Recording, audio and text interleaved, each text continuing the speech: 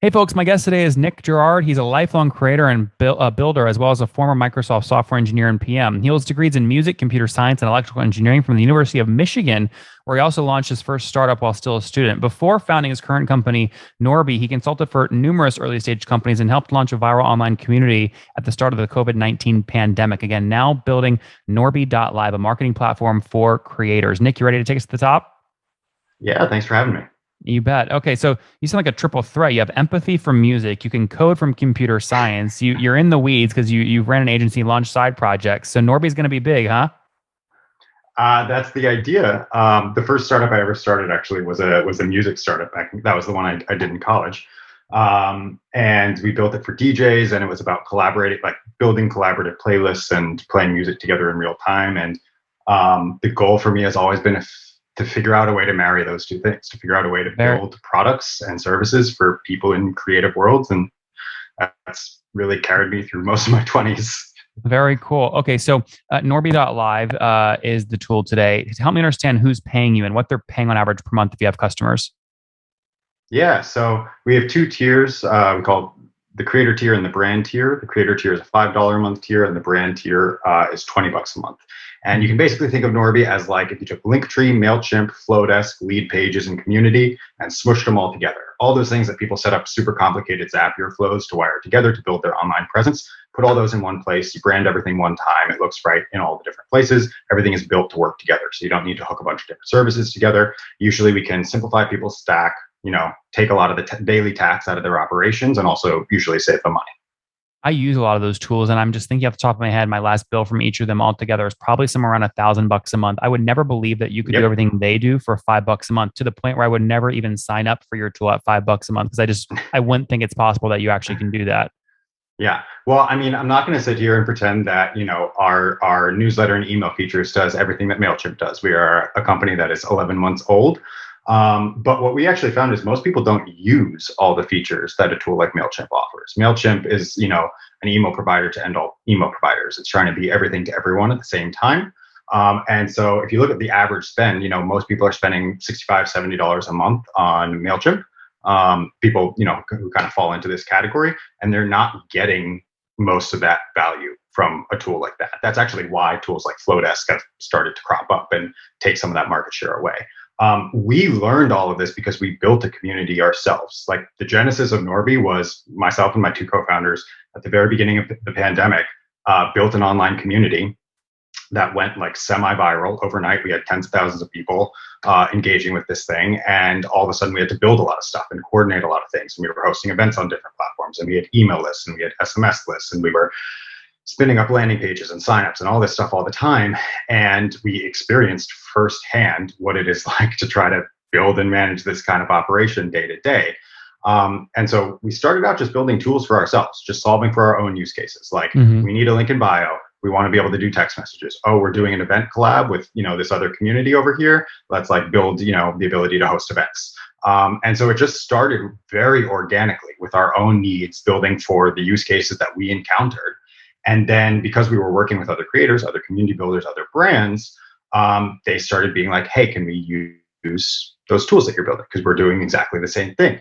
And so it kind of just grew from there. And so everything that we have built has come from the mouths of our paying customers from day one. How many do you Every have now single today? thing. How many paying customers? I'm not going to get into like all the details on it. I'll say that we have hundreds of paying customers. We have thousands of people on our wait list. We're keeping a wait list. We're basically still in beta right now, and starting to open it up to the world in Q1 next year. So, I mean, 200 customers at $5 a pop. I mean, you're doing something like $1,000 a month right now in revenue. More than that, because we also have the $20 a month tier.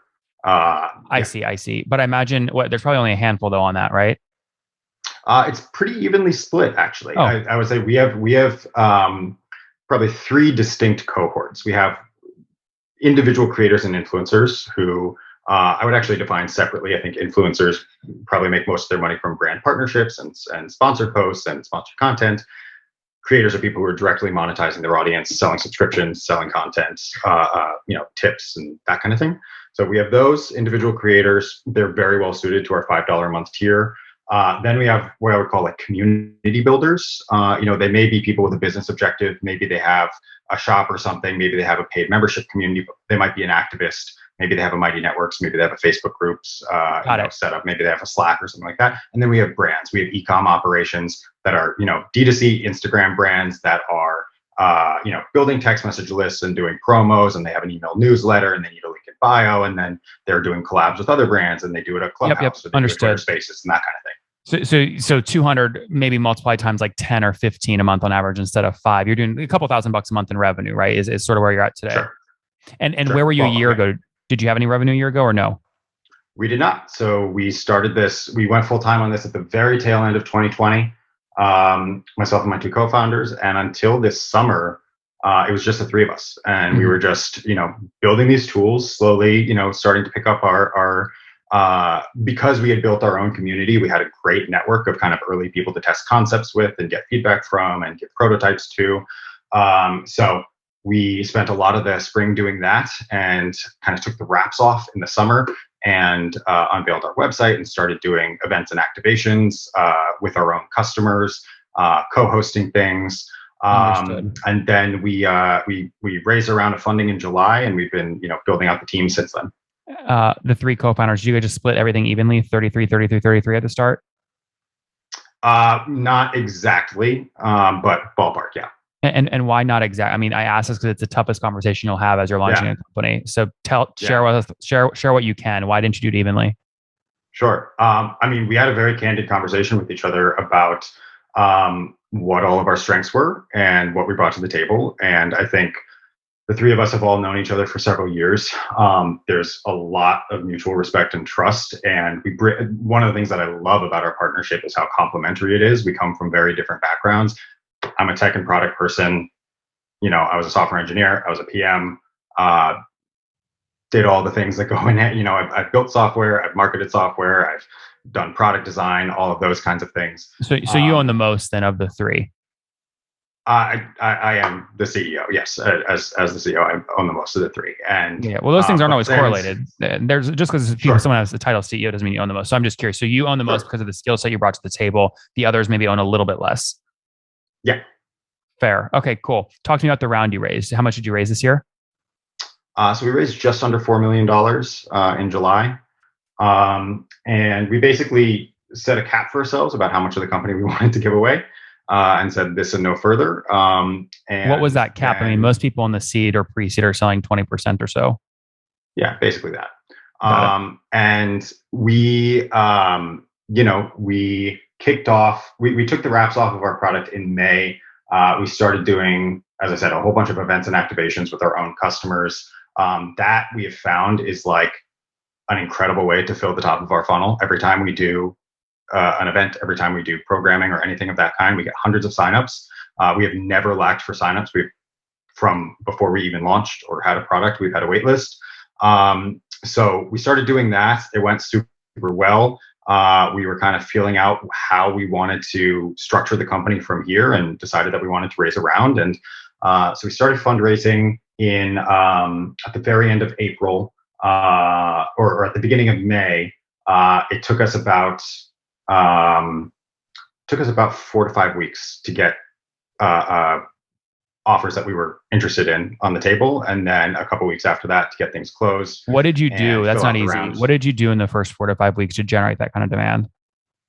Yeah. The first 2 weeks, I talked mostly to people that I didn't really care if I won or lost because I'd never done this before. And I just did like 8 meetings a day for 2 weeks and just, practiced and fell on my face a lot and got a lot of very quick no's, and learned how to tell the story of what we were doing and why it was important and what the opportunity was. We are obviously all true believers and, think that there's a huge market here and a massive opportunity over the next couple of years. But we're all first-time founders. None of us have done this before. And so just learning structurally how to tell a story about where you are and where you're going, how you've gotten where you are and why that makes sense and how that leads into a natural trajectory toward the next 1, 3, and 5 years. Practice. And for me, at least, nothing beats learning on the job, just going out and doing it. And it can be crushing because you fail very quickly. But we designed it so that like I did a bunch of cold outreach, hit up everyone who I could, who, you know, could make an introduction or whatever, teed up as many interviews as I could, and saved the best for last, and tried to generate, you know, we at the same time were taking off the wraps off of our product. So we were able to generate a lot of buzz around all the things that we were doing. And obviously that caught people's eye at the same time, and that helped. And so by the time we got to, you know, the third and fourth week, we had a couple solid candidates. We had, you know, term sheets going into the end of May, beginning of June. And then, you know, a couple weeks later, we had the round lockdown, had a couple other people falling on board, and we wound up closing it just after July 4th. Mm-hmm. Talk to me about Notation. I think they were your first capital in, right, in 2020? Yep. Yeah. So they allowed us to go full time. We raised like $500,000. I see. And that was basically just so that Sam, Steve, and I could go full time. Mm-hmm. And that was really, I mean, I have nothing but amazing things to say about them. Did Notation help you build your pipeline for the seed? Did they introduce you to a bunch of investors to drive that demand? They made some of those intros as well. Yes. Mm-hmm. But it really came from like, did you close? Was the graded introduction from Notation? No, it was not. That was actually from, I actually don't know who made that introduction. I could look it up and get back to you on that. But, you know, it's learning, especially as an engineer coming from my natural kind of tendency is toward being very literal minded. I'll explain to you exactly what something does and how it does it. And learning to kind of break out of that into the kind of necessary shamelessness of being a CEO, a fundraiser, a salesperson, and just being willing to ask people for favors, being willing to, you know, just reach out cold to people who are scary to you. What was the subject line? When you emailed investors cold, what was the subject line? I could go back and find some of them. Some of them, what I would do is, because we had built our own community, I would drop links to things that we had done, or I would post a link to an event that we had done, or I would post a link to, you know, a write-up that we had gotten somewhere, or, you know, every single one of them was individualized. That's one thing that, like, I didn't just like copy and paste and do the same thing to 1,000 different email addresses. I would do, you know, 5 minutes of research about the person that I was emailing, try to figure out something about them, write a subject line that tied in what we were doing and something that I thought might interest them, and then give them an interesting link to check out in the email. Just one. Don't, you know, bombard people with a million different things to look at, and keep it super, super, super short and casual. And that worked pretty well. Building the media brand. I mean, you have creators who share. I mean, this could be part of why you sort of got a premium valuation, is because you have this sort of media brand going. Yeah. Well, that was a very conscious decision. I think when we started out, you know, I think there is a very strong appetite right now, especially in our space. We kind of straddle, you know, we're B2B SaaS, but we're also consumer in a way. We're selling to people who are used to consumer experiences. You know, they're not enterprise customers. They're not even really mid-market customers. They're long tail creators, small businesses that are used to using, you know, products and services that look more consumer than anything else. And I think the companies that are crushing it in that area tend to be ones that do a really good job of marrying tech and culture. You know, like strong software services tools with really well-developed brands. You look at things. Yeah, like, I mean, you literally sell hats on your website in addition to the SaaS stuff. Exactly. And you know what the inspiration for that was? Square. If you look at what they've done with their, you know, apparel line and their merch and just their development of their consumer brand, despite the fact that they're primarily building tools for SMBs, it's incredible. And I think those are the companies that are going to really win in this category over the next couple of years. And as I said, like, we have never had a problem filling the top of our funnel. That's how many people are on your wait list right now? Over 4,000 that we're slowly working our way through. Yep. How do you decide who to let in and not? We're getting better and better at qualifying people. It's a bunch of different things. I will say that actually one of the questions I guess sometimes is like, you know, how much does audience size play into it? Once people, you know, reach a certain audience size, so they kind of age out of your tools. And actually, it's not one of the big indicators for us. We have people on our platform who have millions of followers, and we have people on our platform who have 2,500 followers. But it's like a super tightly knit, engaged community. That's not really the kind of primary metric that we look at. There are a bunch of other things that we look at. There are some defining characteristics of our customers. Usually they've been building this thing for a little while. They've got a setup. They're stitching together like 9 different point solutions to build their online presence. They felt the pain. They're spending a lot of money. They don't understand why it's so hard. That's our person. It's typically someone who's spread out across, they're on 3, 4, 5, 6 different platforms. They're building this brand presence, this creator presence, this community across a bunch of different channels. They're using all of these different tools. And we have a bunch of things that we look at in their usage and in their background and the platforms that they're on to qualify them. Very cool. So nice growth. Again, nothing to call it $2,000-$3,000 a month in revenue. You raised $4.5 million to date. Hopefully most of that's still I'm not verifying that number, by the way, that $2,000-$3,000 a month in revenue. I'll say ballpark, we got hundreds of customers, thousands of people on the wait list. Price point is $5 a month and $20 a month. Average, I'll say average revenue per customer per month is like $18, $19. Okay, got it. So you have way more at the 20 than you do at the 5. That's why I would pull the average up. We also meter usage. So as you use more SMS and email through us, we do charge you more. So we have power users that we make $80, $90, $100 a month off of. Oh, I see. Got it. So there's a base plus meter. Mm-hmm. Cool. Yeah, I mean, I'm glad you said something because I'm looking at this going, God, I would not want to be in a position like clearly I'm like, this guy must be a great storyteller to raise 4 on 20 with this small amount of revenue. So it's great. It sounds like you have more traction here than what my math is multiplying and yielding, which is obviously good news. But several hundred customers. I mean, do you think you can break 1,000? We have 50 days left in 2021. Can you break 1,000 paying customers by the end of the year or no?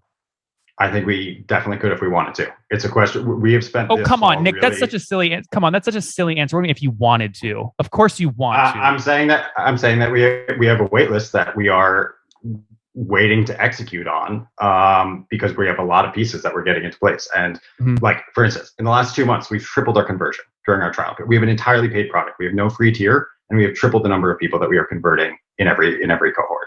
So things like that. What does that mean though? You don't let them in unless they're a fit, right? They're stuck on your wait list until you click a button and say, yes, let them in. Right. So, I mean, if you're clicking yes, let them in, and you're only converting 30% of them, that to me would be a warning sign though, because it means you're qualifying, like there's 60% of people you're saying, yes, they're a fit, but then they don't convert.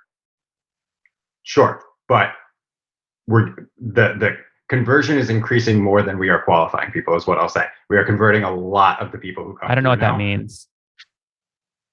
That means that when you do the math out, we are refining, we are converting more than we are refining. Like the conversion has gone up more than we have gated, like the people where we are letting in. We obviously prioritize people who have large audiences, have existing followings, who want to do things like brand partnerships or whatever. But that's not the only criteria that we use. Got it. I'm still not sure I follow, but I understand. You have a wait list. You're letting people in. Conversions are going up, which is great. There's probably 1 or 2 things people have to do during the trial period so that you increase likelihood they do start paying. Yep. What are those 1 or 2 things? So one of the key things that we track is when people come on, they request an invite to Norby. They tell us up front what they're most interested in. There's usually a particular wedge that they come to us for. We marry a bunch of different functionality, right? So we have landing pages, we have SMS, we have emails, we have event hosting, we have link in bio. We ask people in our onboarding flow, what are you primarily interested in using Norby for? And maybe they do a bunch of online events. They do a bunch of events as their marketing. They're looking for a better event management suite, or they've wanted to get into SMS, but community starts at $100, $150 a month or whatever, and it's expensive. And that's really the only consumer option, or whatever. They want a more customizable link in bio than Linktree, whatever it is. One of the key things that we measure is when do they reach for a second tool? They told us that they came in for events and now they're sending text messages. They told us that they came in for link in bio, but then they realized they can do their newsletter through us. That time, how long does it take them to discover they can do, a second part of their operation through us?